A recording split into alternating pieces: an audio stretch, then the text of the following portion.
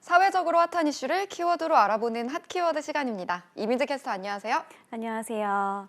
네, 어떤 선택의 순간을 맞이하면 멈칫하면서 고민이 길어지는 게 사람이죠. 그러다 보면 선택도 더뎌지고 불안과 고통은 더 커지기 마련인데요. 이런 선택의 순간이 이직 앞이라면 어떻게 해야 할까요? 어떻게 해야 후회는 최소화할 수 있을지 직장인들의 마음속을 들여다볼 수 있는 핫키워드 준비했습니다. 갈까 할 때는 가라. 살까 할 때는 사지 마라 이런 말이 있는데 이런 순간에 어떤 쪽으로 기우는 편이실까요? 저는 고민될 때는 무조건 하는 것 같아요. 네, 막상 직장인들이 이직이냐 아니냐의 갈림길에서 보류를 선택한 경우 이직을 선택했을 때보다 후회하는 비중이 2배 이상 높았습니다. 이직 시도를 후회한다는 응답은 25.6%에 그쳤지만 이직 포기를 후회한다는 답은 57%나 됐기 때문입니다. 이직이 대세가 됐다지만 그게 막상 내 문제가 되면 결정이 쉽지 않은데요. 그렇다 보니 이직을 포기한 분들이 많았던 것 같은데 얼마나 되는 건가요?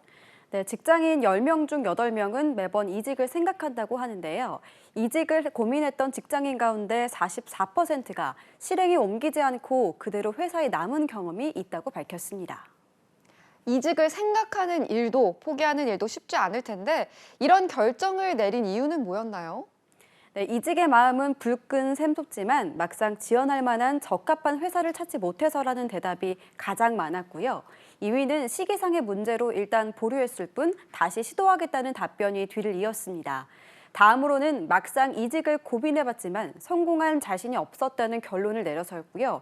그리고 의외로 함께 일하는 동료들 때문에 이직을 선뜻 하지 못했다고 답한 비율도 10%나 됐습니다. 그런데 이렇게 한번 마음속에 훅 하고 들어왔던 이직에 대한 마음 쉽게 사라지지 않을 텐데요. 어느 순간 이런 이직을 포기한 자신의 선택을 후회하고 있었나요? 네, 이직을 포기를 후회한다고 답한 이들은 회사에서 느끼는 문제점들이 전혀 해결되지 않은 채 시간만 갈 때 왜 내가 포기했을까 하고 후회하는 것으로 나타났습니다. 또 일하는 문득 이직 적정기였는데 왜 포기했을까 하고 후회하는 마음이 자꾸 든다고도 답했고요. 업계 평균 연봉 등 다른 회사 직장인들과 처우가 비교될 때도 이직 보류를 후회한다고 답했습니다. 이직하려던 마음을 먹었다가 내려놨을 때부터 사실 후회가 시작된 거라고 봐야겠군요. 네, 그런 셈입니다. 이외에도 직장인들은 회사나 상사가 나의 가치를 제대로 몰라준다는 생각이 들 때, 또 회사의 전망이 좋지 못하다고 느껴질 때 역시 이직 포기를 후회하고 있었습니다. 이런 후회가 길어질 때는 자신이 너무 높아진 연차와 직급, 커리어 관리에 실패한 건 아닌지 고민에 들어간다는 직장인들도 많았는데요. 그리고 주변의 이직에 성공해서 잘 나가는 동료들을 보면 후회한다는 마음이 더 커진다는 답변도 있었습니다.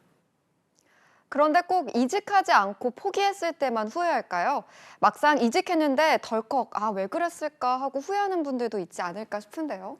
네, 맞습니다. 반대로 이직 시도를 후회한 응답자들도 있었습니다. 언제 그 선택을 후회했는지를 묻자 단연 1위는 이직 후에 결국 그 회사가 그 회사라는 걸 느꼈을 때였습니다.